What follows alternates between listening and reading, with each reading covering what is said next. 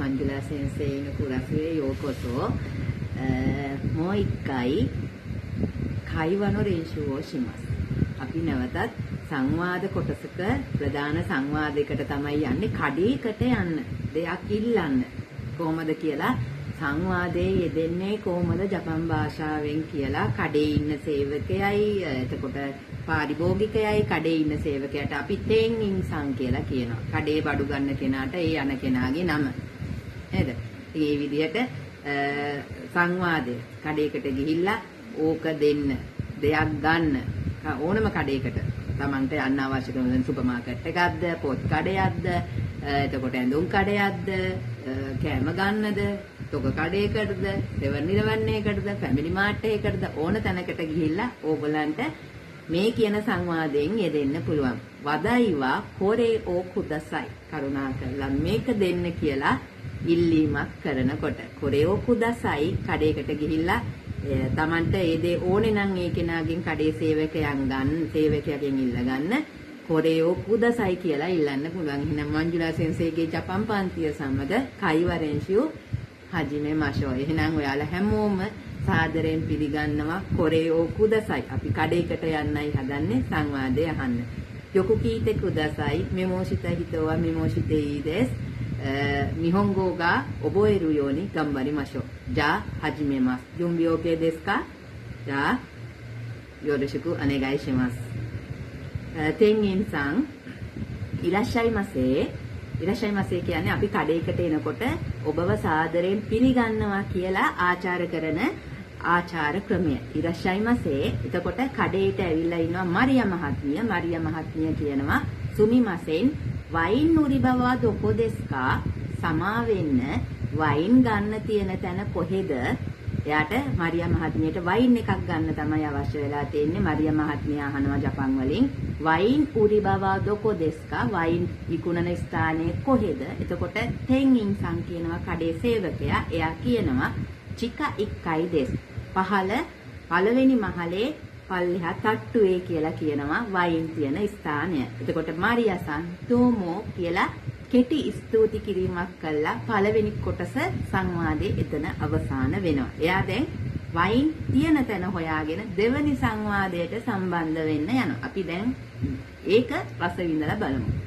මරියාසන් සුමිමාසෙන් සොනු වයින් ඕ මිසෙතේ කුදාසයි.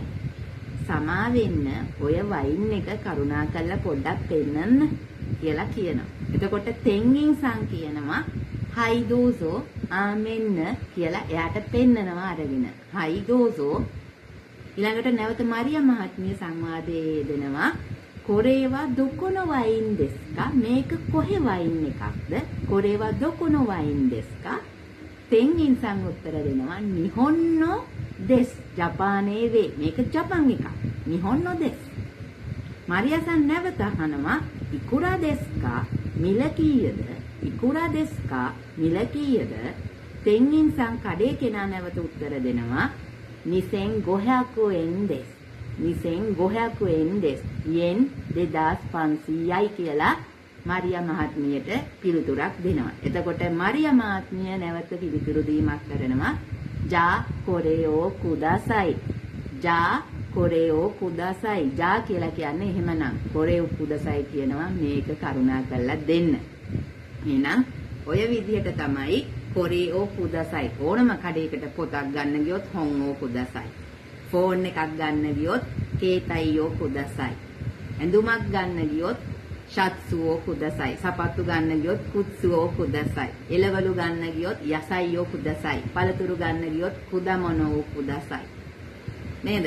දෙයක් පෙන්නලා ඔයගලන්ට ඕ කියන කොරේ කියන්නේ නාම පද වලට දාන මේක ඕක අරක කියලා අපි කලින් වීඩියෝ එකක අරේ කොරේ සොරේ කියලා වචන ටිකක් කතා කරා.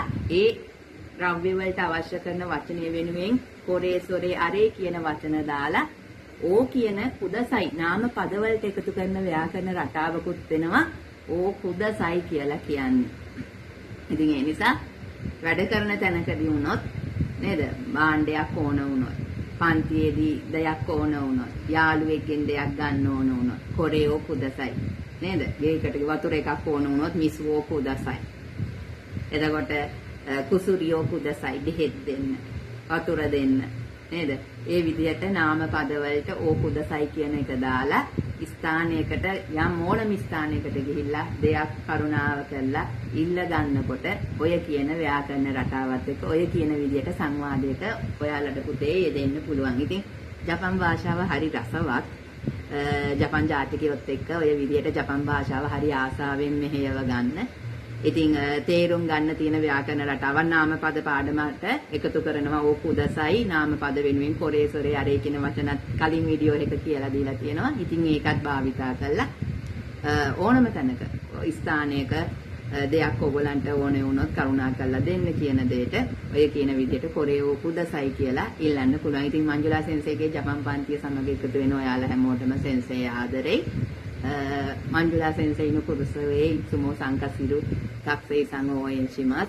楽しく勉強しましょう。よく聞いて日本語を覚えるように頑張ってください。いつもありがとうございます。どうもありがとうございました。マンジュラ先生。さよなら。